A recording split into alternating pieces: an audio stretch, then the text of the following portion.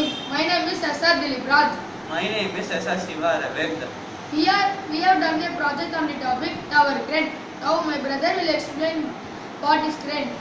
A crane is a machine which is used to lift a heavy object with a smaller force in an opposite direction.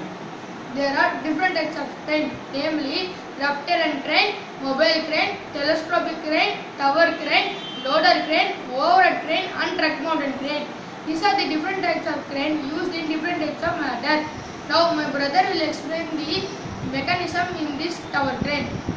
This crane is comprised of bevel gear, wheel and axle, boom point, zip and hook.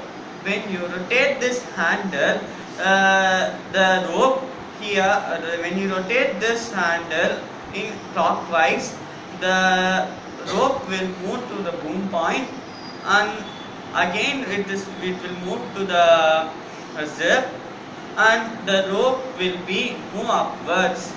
When you rotate this in anti-clockwise, the rope will move to the boom point, again to the zip, and the rope again move to the downward direction. When you rotate this bevel gear, you can take any object in 360 degree. Thank you. Thank you. In all direction. Thank you.